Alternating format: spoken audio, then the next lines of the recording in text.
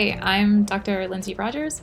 I am from the Department of Biochemistry and Molecular Biology, and my project at Emerging Media Labs is 3D metabolism.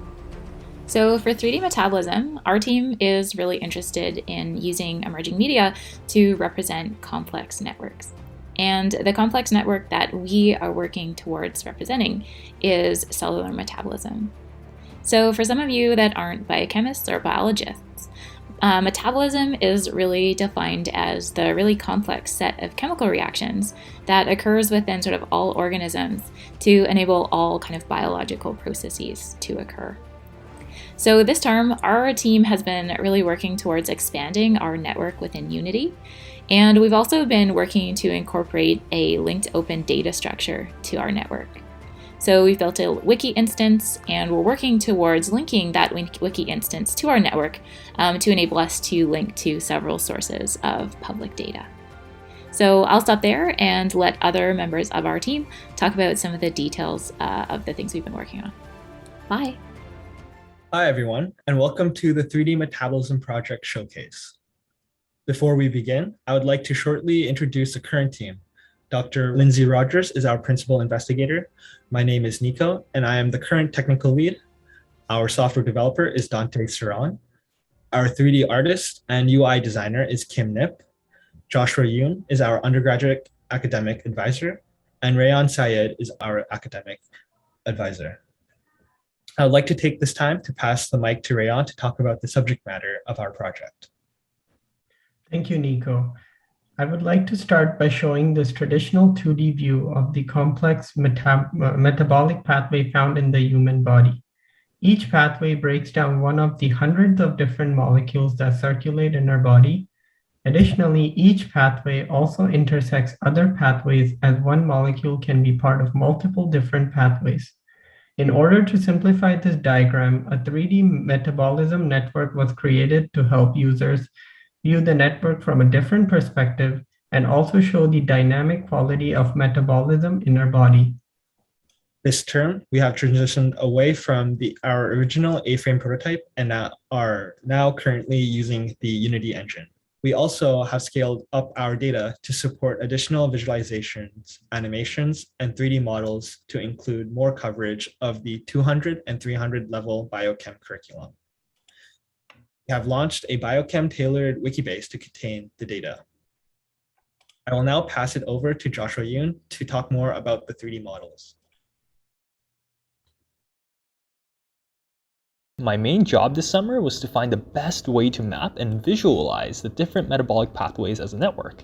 To set our framework, we focused on the main pathways that are emphasized in second-year biology and biochemistry courses at UBC. This includes glycolysis, citric acid cycle, gluconeogenesis, glycogen synthesis and breakdown, and more. We also focused on other important relevant pathways such as the pentose phosphate pathway and the urea cycle. I mapped the network out in Blender, with metabolites represented as spheres and enzymes represented as cylinders. Our goal was to try and have one exclusive metabolite per organelle such that the relations of a metabolite to different pathways was easily visualized. This was to ensure that the user, the budding biochemist, will see the interconnected nature of the metabolic network. Last term, we transitioned the application to work in Unity and focused on the design of our animations in the new platform.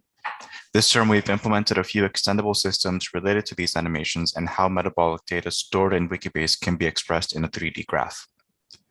The first picture on the top right we see here is a reusable animator controller that is linked together using the animation system from another EML project that we've been developing this term called the Interactive Animation Toolkit for Unity.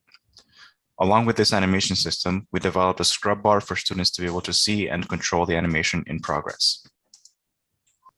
Scriptable objects are a handy Unity convention for storing data. Here we see a couple examples of scriptable objects that we are using in the project for the storage of chemistry data that can be used in visualization.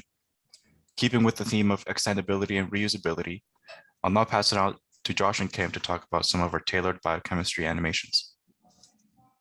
There are many details that are often overlooked when oxidative phosphorylation is discussed. Our research into the primary literature of each of the complexes of the electron transport chain was heavily guided by our objective to correctly depict the flow of electrons through redox centers. Using the primary literature, we made storyboards for each complex, including ATP synthase, to allow for visualization of what the animations will look like. We are currently utilizing an iterative and collaborative design in our animation development process. We've been using an open source molecular visualization program called Chimera X to inspect and prototype protein structures during the script and storyboard process. In order to extract the 3D models from their protein data bank sets, we're also using an open source plugin called Molecular Maya. And after extracting these models in Maya, we're bringing them into ZBrush in order to fix the topology of the mesh and then optimize them for Unity. The materials for these models are currently being built with Unity's universal render pipeline using the shader graph editor. And we're using this to create some of the key material transitions, such as the opacity fade feature, so that the user can view the structures within these protein complexes. We have a 10-second demo of what the current scene of the electron transport chain looks like inside of Unity.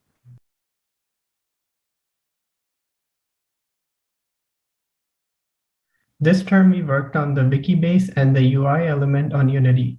We developed UI sidecards for the 3D network. Sidecards are a set of panels that open up to allow a user to view information about each of the metabolites, enzymes, and pathways. The colors chosen are temporary in order to be able to distinguish between the different sidecards.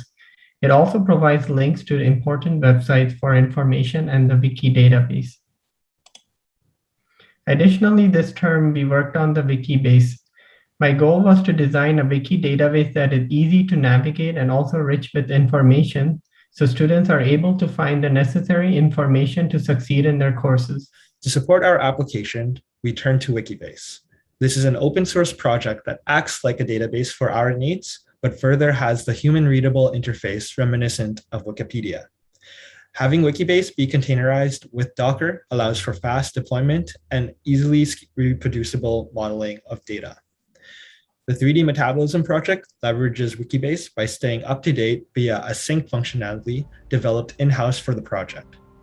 This means that any changes within the pre-existing WikiBase entries will be reflected within the 3D Metabolism at the start of the application.